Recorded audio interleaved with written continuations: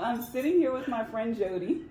Okay, we're gonna try that. I'm Dr. Lena, and I'm sitting here with my friend Jody, and we're just having a conversation. So you're invited to join in. Put any comments or questions you have down in the comment section. All right, and I forgot where we left off. We were talking about menopause. Yes. I was talking Yes. about, so I'm 67. I started perimenopause at 45 when I was standing in the kitchen with my then husband. We were having a great time talking to each other and cooking together, and I had a knife in my hand. I thought, oh, it'd be so much fun just to take this knife and shove it into my and I caught the thought, and I went, that's not right. I didn't know perimenopause did that. Yeah. So okay. So awareness, right? And I thought, okay, that's a very bad thought to have. You should go ask somebody about that. Okay, for sure. Yeah. So I had a conversation with my gynecologist, and I had some tests done, and they said, oh, you're going into perimenopause. And I went, oh, yay. So hormone spikes can really prosper very interesting thought forms. So, I didn't know that homicidal ideation came along with perimenopause. Yeah, well, you know what they say. That that's good to know. Yeah, so it's good to know, because it was just really a divergent thought. So, yeah. Time goes by, and all of a sudden, I can't lose any weight.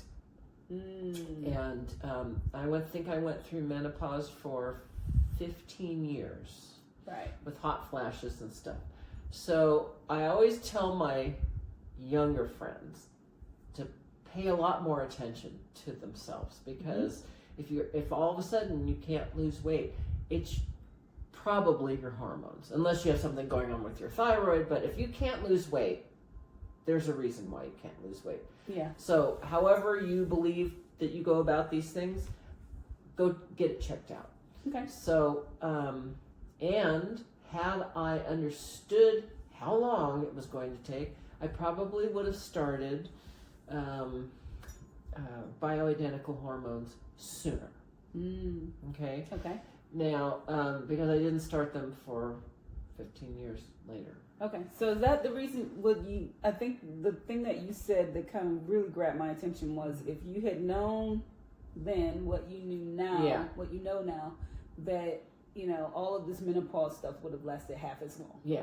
And so I just thought that would be really interesting, because there are a lot of people who ask me about menopause all the time, and I don't yet have good answers. I have our textbook answers, which work for some people, not for others.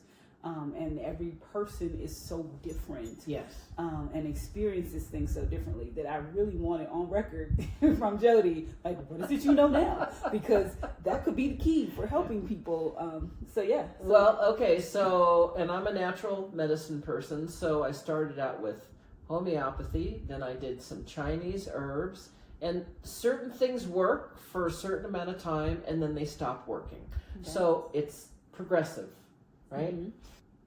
I was so focused on not doing hormones, because at the time, and everything changes, given enough time, the bad things are good, the good things sometimes go bad. Yeah. So at the time, and they didn't have compounded hormones, they just had flat out, I guess they're called croakies and things that you can subdural injection, but I have compounded specifically for me. Okay. So, and because I've had ovarian cancer, I couldn't do E1. Correct. Which is strong, very strong, so I only have E2, which is much milder. Okay. So I think what you're referring to is estrogen.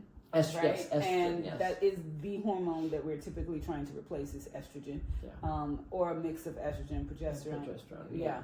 So the current recommendation is to take as small a dose as possible for as short a time as possible when replacing hormones. That is the current recommendation that I would go by as a physician, right? But I'm still wanting to hear more. Yeah. So You know, and I think that it's because I'm not doing the E1, because I was doing the E2, which is the biased, it's very mild in comparison. So I was just recently told by somebody who is a specialist in hormones that I can just keep going, because the rule of thumb when I started was 10 years. Okay.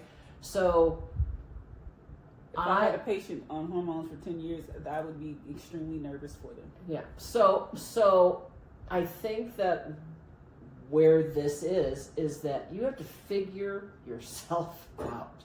You have to have very good guidance from people who know what they're talking about, and then you have to be aware of your body and figure things out for yourself. And do everything as naturally as possible, because once you get into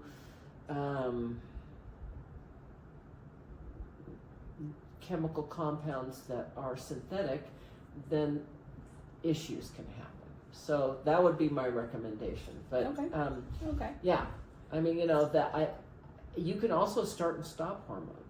Yeah, I mean, so when you say to do things as naturally as possible, to me that means just going through menopause. That would be the most. Well, I did. Yeah. Right. Without any. Yeah. So without taking anything at all. If some people, they go through menopause, one day they're in menopause, the next day they're out of menopause. That's the kind I'm gonna have. Yeah. So right.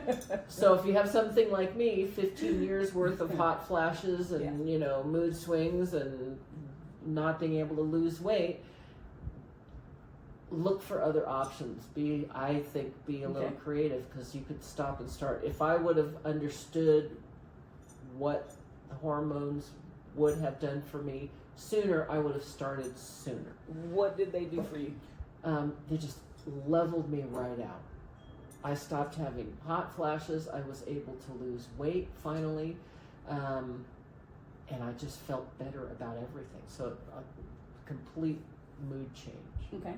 And was this through, what type of practitioner helped you with this? I started with a gynecologist, and then I ended up with a naturopath, who's a naturopathic MD.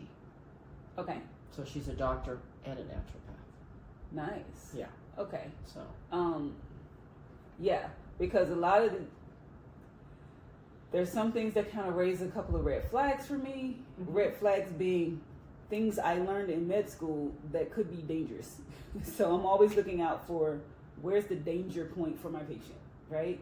And so it's like, oh, this could be dangerous. Okay, what else have we learned, right? Because things change. Right. And so what was dangerous in 1950 may not be dangerous in 2000. Right. So we've got to pay attention to, okay. So then it's like, okay, let me go read some more. Let me figure out what new things we have learned, what new guidelines we have out that may say this is not dangerous.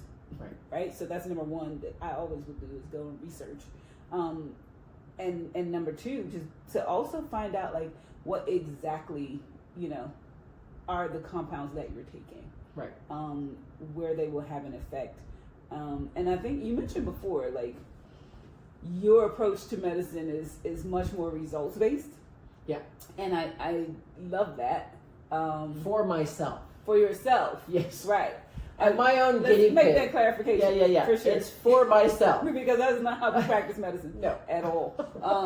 Like, oh, let me give you this and see if it's results, and then I'm gonna give you something. Like, not quite how we do things. But I mean, it has worked for you, right? It has. So I mean, pragmatically, if it ain't broke, right? Right.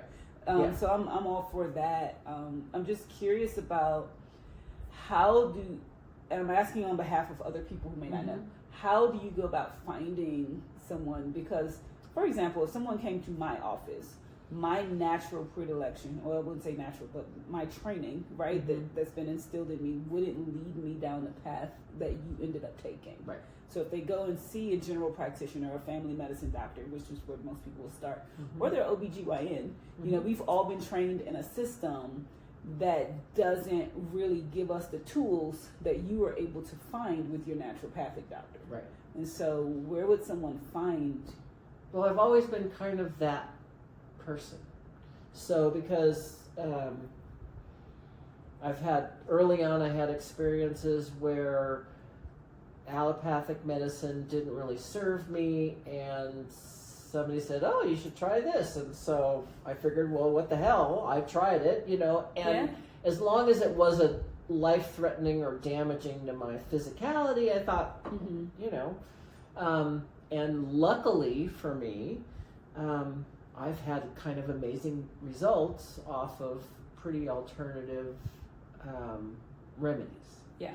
Okay, so that's all I can speak to is I'm a person who is fearless enough that I'll try something that's out of the box, because being stuck in a loop that doesn't work for me is not an option.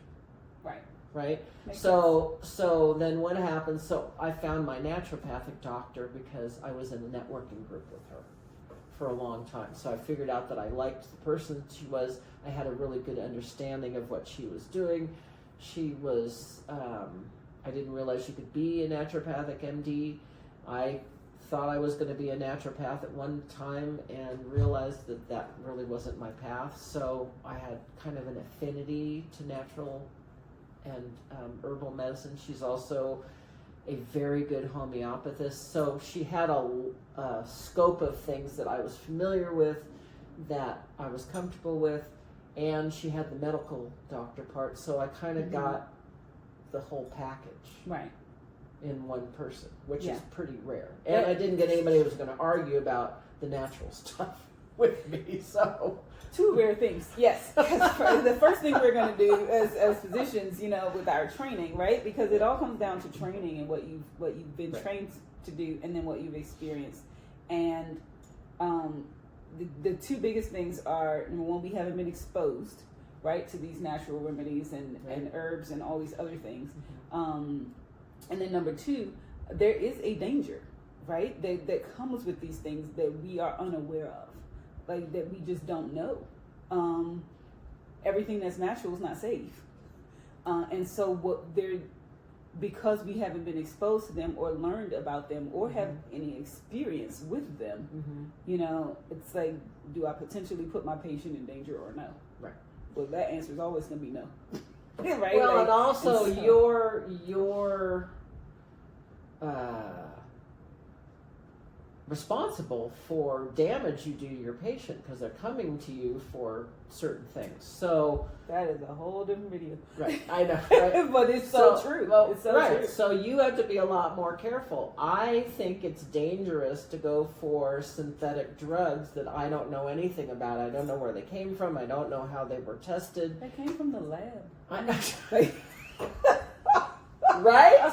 So, I'm a lot more comfortable, so you can go pick a plant, right? So, I mean, so it's different. It's just a different perspective. Yeah. And where you're comfortable, because my training is not your training. For sure. Right? And so I don't have a bias in your direction. You have more of a bias in your direction. You're much more comfortable, right? I don't have that. I can just see results that I've had, or see what's happened to people, or, I can tell when somebody's on a lot of medications because they smell funny. So, to me, right? And I can only speak to me. I'm not telling anybody else how to do it. I know, right? No. But I think that, I think you have to be your own advocate. And it behooves you to try things and not get crazy. That is huge. And I mean, I think, this is the point of having this kind of conversation, because you don't get to have this conversation when you're in your doctor's office. You don't, and that's a big problem. There you have it. Thank you very much.